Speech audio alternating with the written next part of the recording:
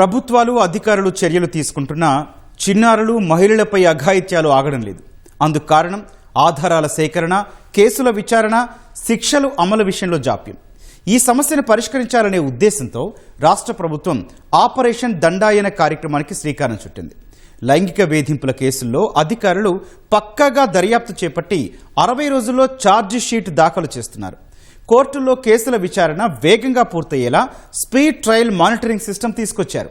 కేసుల ట్రయల్కు సంబంధించిన పురోగతిని జిల్లా నుంచి రాష్ట్ర స్థాయి అధికారుల వరకు వివిధ దశల్లో ఎప్పటికప్పుడు సమీక్షిస్తున్నారు. తద్వారా నిందితులకు ఎన్ని రోజుల్లో శిక్ష పడే అవకాశం ఉంది, ఈ తరహా కేసులు తగ్గించడానికి ఎలాంటి చర్యలు తీసుకుంటున్నారు తదితర అంశాలపై మహిళా శిశు భద్రతా విభాగం ఐజీ రాజకుమారితో ముఖాముఖి.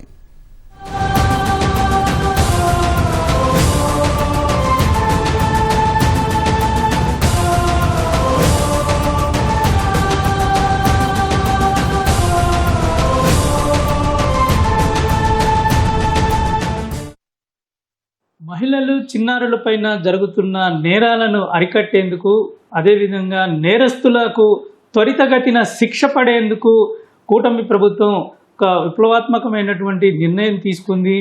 పోలీసులు ఒక ప్రత్యేకమైనటువంటి ప్రాజెక్టుని రూపొందిస్తూ ఉన్నారు. దండాయన పేరుతోటి నేరస్తులకు త్వరితగతిన శిక్ష పడేందుకు ఒక ప్రణాళికను సిద్ధం చేశారు. అసలు ఆ ప్రణాళిక ఏ విధంగా ఉంది, ఏ విధంగా దీన్ని నేరస్తులకు శిక్ష పడే విధంగా చూస్తున్నారని తెలిపేందుకు మనతోటి women and child safety wing అధిపతి ఐజీ రాజకుమారి ఉన్నారు. వారిని అడిగి పూర్తి వివరాలు తెలుసుకున్నాం. చెప్పండి మేడం, దండాయన అనే ఒక ప్రత్యేక కార్యక్రమాన్ని ప్రారంభించారు. అసలు ఈ కార్యక్రమం ముఖ్య ఉద్దేశం ఏంటి, ఇది ఏ విధంగా పనిచేస్తుంది? ఆపరేషన్ దండాయన women and child safety wing ఏర్పడిన తర్వాత చేపట్టినటువంటి థర్డ్ మేజర్ ఆపరేషన్ ఇది.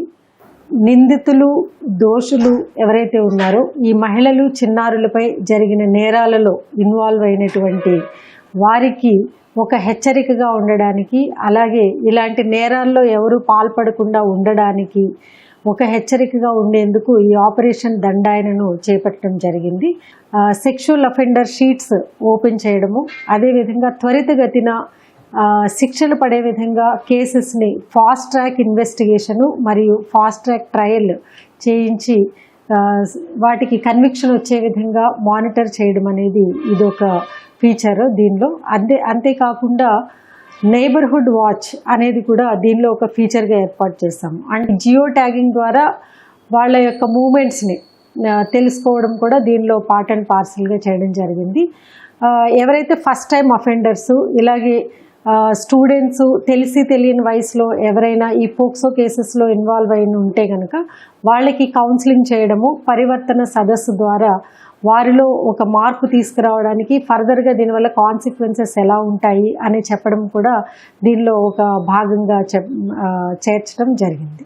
ఈ ఫాస్ట్ ట్రాక్ విధానం ఎలాగ ఉంటుంది, ఎన్ని రోజుల్లో ఛార్జ్ షీట్ వేయాలి, అట్లాంటి రూపకల్పన ఏమన్నా చేశారా, ఎట్లా ఉంటుంది? Actually women and child sexual అఫెన్సెస్లో 60 డేస్లోగా ఛార్జ్ షీట్ ఫైల్ చేయాల్సి ఉంటుంది. అన్ని డిపార్ట్మెంట్స్ కోఆర్డినేషన్ కూడా దీనిలో అవసరము. కొన్ని రెవెన్యూ డాక్యుమెంట్స్ అవసరం అవుతాయి, కొన్ని మెడికల్ సర్టిఫికేట్స్ అవసరం అవుతాయి, కొన్ని ఫోరెన్సిక్ సైన్స్ రిపోర్ట్స్ అవసరం అవుతాయి.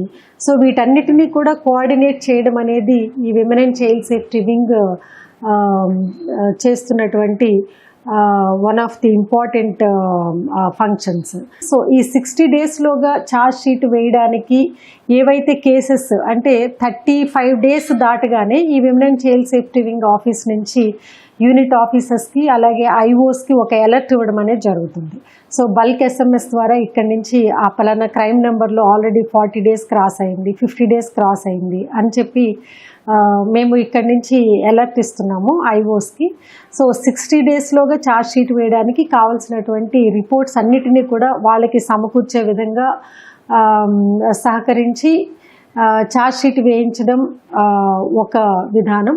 అదేవిధంగా దాని తర్వాత ట్రయల్కి వచ్చిన తర్వాత కూడా ఫాస్ట్ ట్రాక్ ట్రయల్ వచ్చే విధంగా జ్యుడిషియరీతో కోఆర్డినేట్ చేసి విట్నెసెస్ని వాళ్ళని బ్రీఫ్ చేసి వాళ్ళు టైమ్లీ వాళ్ళని ప్రొడ్యూస్ చేయడము, ఇదంతా కూడా ఈ విమెన్ చైల్డ్ సేఫ్టీ వింగ్ నుంచి డిస్ట్రిక్ట్ కోర్ట్ మానిటరింగ్ సిస్టమ్తోనూ, అదేవిధంగా ఐఓస్తోనూ, తర్వాత డిస్ట్రిక్ట్ క్రైమ్ రికార్డ్స్ బ్యూరో ఆఫీసెస్తోనూ కూడా కోఆర్డినేట్ చేసి ఈ fast track investigation, fast track trial అయ్యే విధంగా చూసి త్వరితగతిన వాళ్ళకి శిక్షలు పడే విధంగా ఈ ఆపరేషన్ దండాయనాలో కూడా దీన్ని ఒక స్పెషల్ ఫీచర్గా చేర్చడం జరిగింది.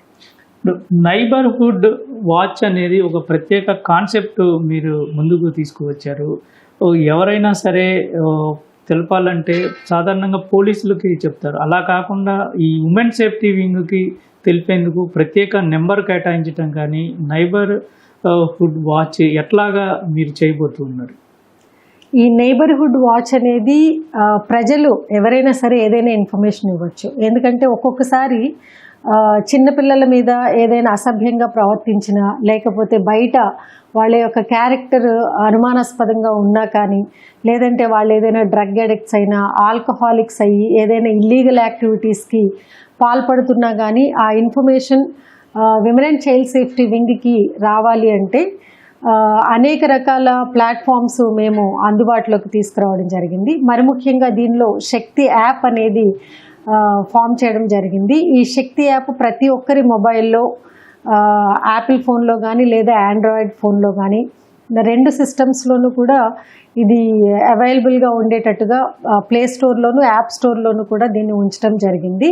సో ఈ యాప్లో రిపోర్ట్ ఇల్లీగల్ యాక్టివిటీస్ అనే ఒక ఫీచర్ని మేము పొందుపరిచాము. దీనిలో వాళ్ళ యొక్క వివరాలు గోప్యంగా ఉంచబడతాయి. కానీ ఏ లొకేషన్లో ఎలాంటి ఇల్లీగల్ యాక్టివిటీ జరుగుతుంది, ఎలాంటి సమాచారం ఉంది అనేది దీనిలో ఇన్ఫర్మేషన్ ఇచ్చినట్లయితే కనుక వెంటనే ఫీల్డ్లో ఉన్నటువంటి శక్తి టీమ్స్ ఆ ఇన్ఫర్మేషన్ని ఎంక్వైరీ చేయడము, ఆ పర్సన్ ఎవరైతే ఉన్నారో వాళ్ళ మీద తగిన చట్టపరమైన చర్యలు తీసుకోవడం అనేది జరుగుతుంది.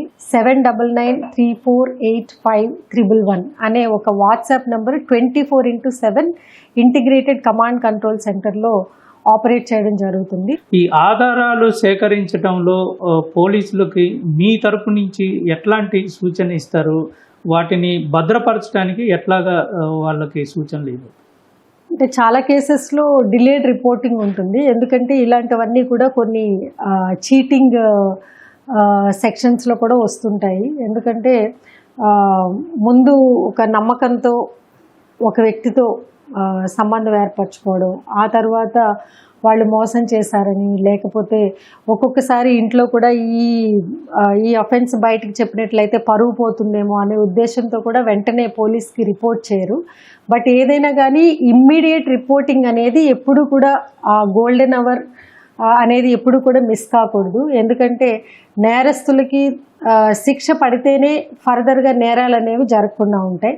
ఇన్ కేస్ ఒకవేళ ఎవరైనా ఇమ్మీడియట్గా రిపోర్ట్ చేయలేకపోతే తర్వాత అయినా సరే పోలీస్ స్టేషన్కి రిపోర్ట్ చేసినప్పుడు వాళ్ళ దగ్గర ఉన్నటువంటి తగిన సాక్ష్యాధారాలు, అంటే ఒక్కొక్కసారి వాళ్ళ దగ్గర మొబైల్లో కాల్ చేసినవి కానీ, చాట్ చేసినవి కానీ, ఇలాంటి ఎవిడెన్సెస్ ఉండొచ్చు. సో అలాంటి ఎవిడెన్సెస్ ఇవ్వచ్చు. అలాగే కొంతమంది డైరెక్ట్ విట్నెసెస్ ఉంటారు.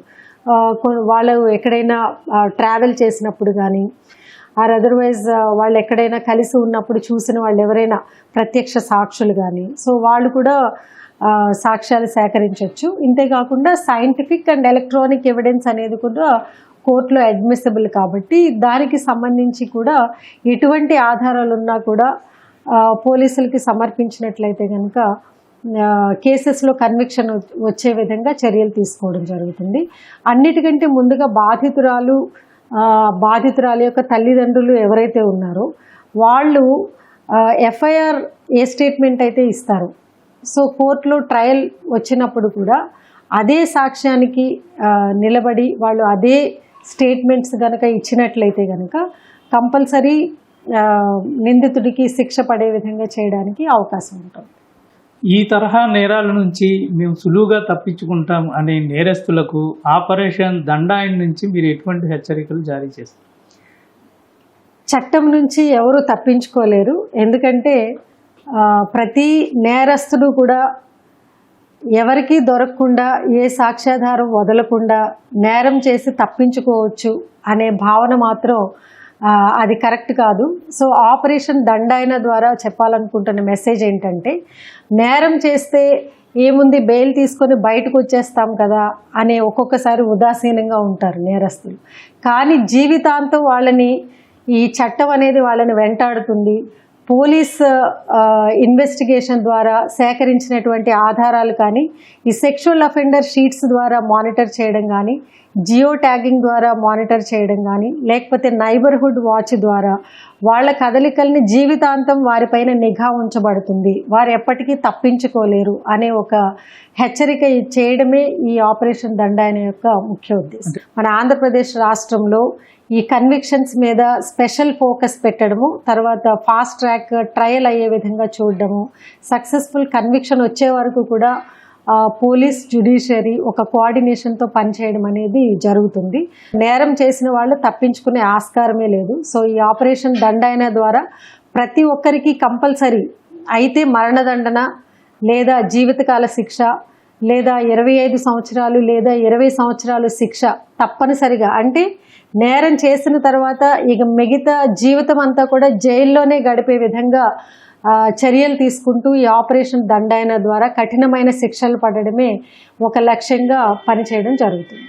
మహిళలు, చిన్నారుల పైన లైంగిక దాడులు చేసిన, నేరాలు చేసిన ఖచ్చితంగా వారికి శిక్ష పడే విధంగా చేయటమే ఆపరేషన్ దండాయన లక్ష్యమని ఐజీ రాజకుమారి గారు చెప్తున్నారు.